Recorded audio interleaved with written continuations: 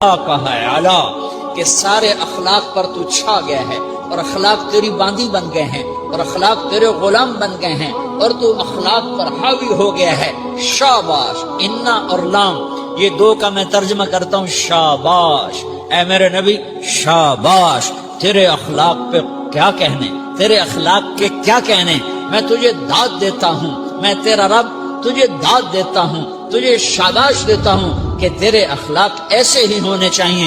یہ نہیں کہا تھوڑی آنکھیں دکھا، یہ نہیں کہا ذرا زبان میں تیزی لا، یہ نہیں کہا ذرا نظروں کے تیر برسا، یہ نہیں کہا قہر آلود نظروں سے دیکھ، یہ نہیں کہا کہ چہرے کو عبوس بنا، یہ نہیں فرمایا کہ تھوڑے کم کر، نہیں نہیں، انکا لا، انکا لا، لام اور انا، یہ لام اور انا مل کر کیا بنتا ہے؟ شاباش۔ جیسے استاد شاگرد کے کندھے پر، کمر پر، پیٹھ پر ہاتھ مار کہتا ہے بیٹا شاباش، تو نے بڑے اچھا نمبر لیے، تو میرا اللہ کہتا ہے میرے محبوب شاباش۔ اپنے نبی کی کمر پہ اللہ ہاتھ مارتا ہے، کہتا میرے حبیب شاباش، تیرے اخلاق بڑے بلند ہیں۔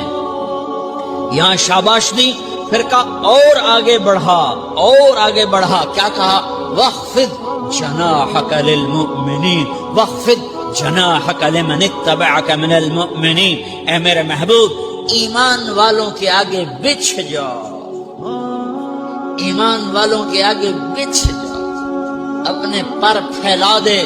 آدمی کے پر تو نہیں ہوتے، بازو ہوتے ہیں۔ پرندہ پر کب پھیلاتا ہے؟ جب وہ زخمی ہو کے گرتا ہے اور اڑنے کی طاقت ختم ہو جاتی ہے تو اپنے پروں کو یوں پھیلا دیتا ہے اور پھر وہ ذبح ہونے کے لیے تیار ہوتا ہے۔